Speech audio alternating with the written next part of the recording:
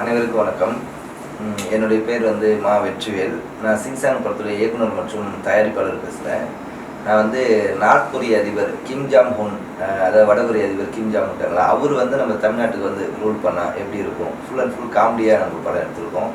இப்போ நம்ம அந்த படத்தை பற்றியான ஒரு ப்ரொமோஷனுக்காக வந்து என்னென்னா, சார் நம்ம தளபதி சார், வணக்கம் சார். சாரை பற்றி நான் இன்ட்ரடியூஸ் பண்ண வேண்டியது கிடையாது. அவர் வந்து மிகப்பெரிய வந்து பெரிய பெரிய டேரக்டருங்க எல்லாருமே நிறைய பேர் வந்து சார்ட் அசிஸ்டண்டாக ஒர்க் பண்ணியிருக்காங்க. அது இல்லாமல் பயங்கர அனுபவசாலி. அவர் கம்பேர் பண்ணும்போது நம்மளாம் வந்து ரொம்ப சாதாரண நபர் நம்பலாம். அப்பேற்பட்ட அனுபவசாலி வந்து எங்கள் படத்துக்கான ஒரு சில வார்த்தைகள் சொல்கிறத நினச்சி எங்கள் நிறுவனம் வந்து ரொம்ப சந்தோஷப்படுறோம். இதுக்கு எப்படி வார்த்தைகளால் நம்ம நன்றின்னு சொல்ல முடியாது.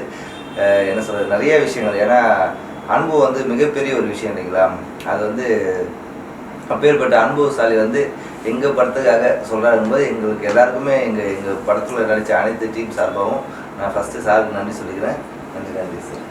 மற்றபடி சார் அவர் நாங்கள் படத்தை பற்றி அவரே சொல்லுவார். சொல்லுங்கள். இயக்குனர் தயாரிப்பாளர் தளபதியின் அன்பான வணக்கங்கள்.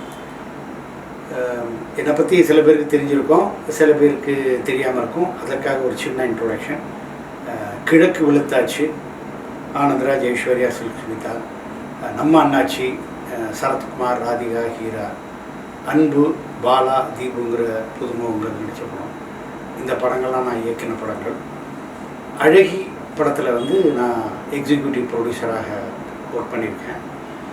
அதுக்கப்புறம் சீரியலில் வந்து இருமலர்கள் அப்படிங்கிற சீரியலுக்கு சிறந்த இயக்குனர், சிறந்த தயாரிப்பாளர் அப்படிங்கிற 2 விருதுகளும் தமிழ்நாடு கவர்மெண்ட் எனக்கு கொடுத்துருக்குறாங்க. இது என்னை பற்றி ஒரு சின்ன இன்ட்ரோடக்ஷன்.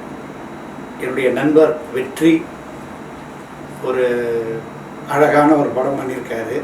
அந்த படத்தை பற்றி அவர் வந்து அந்த தீமை சொல்லும்போதே ரொம்ப புதுசாக இருந்தது. அது ஆக்சுவலாக அதில் இருக்கக்கூடிய சில நுணுக்கங்கள்லாம் வந்து நீங்கள் படம் பார்த்தீங்கன்னா தான், ரசிச்சிங்கன்னா தான் நல்லாயிருக்கும். முதல்ல சொன்னால் நல்லா இருக்காது. அவர் சின்ன ஹிண்ட்டு மட்டும் கொடுத்தாரு. உண்மையிலே இந்த படம் வந்து ஒரு சமுதாய விழிப்புணர்ச்சி ஏற்படுத்தக்கூடிய ஒரு காமெடி படம்.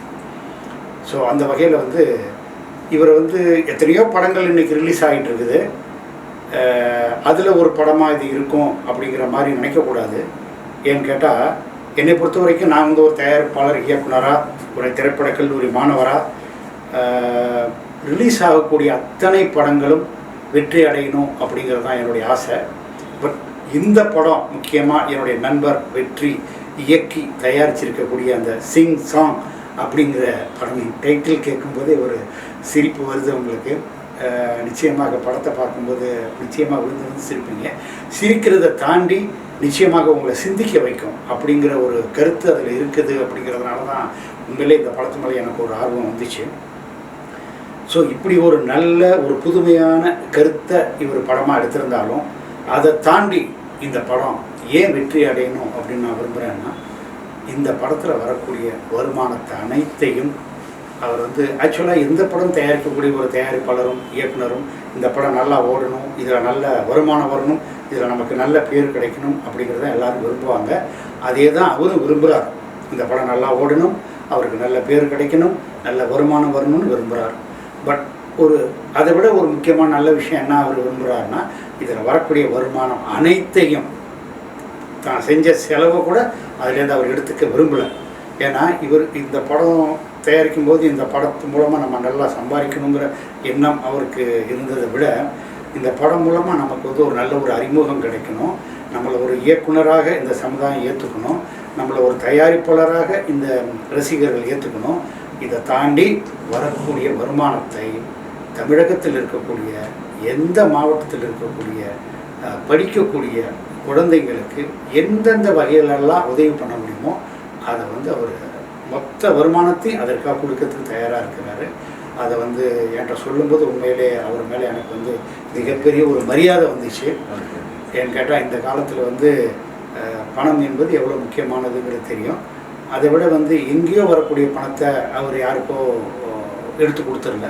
இவர் சொந்தமாக கையிலேருந்து இவர் உழைச்சி சம்பாதிக்கிறாரு. அவர் எப்படி வந்து ஒவ்வொரு நாளும் உழைச்சி சம்பாதிக்கிறாருங்கிறது என்கிட்ட ஒரு நாள் உட்காந்து சொன்னார். உண்மையிலே காலையிலேருந்து இரவு வரை உழைக்கிறாரு. அதில் வரக்கூடிய வருமானத்தை வச்சுட்டு இந்த படம் தயாரிச்சிருக்கிறார். இவருடைய உழைப்பினால் உருவான படம் தான் இது.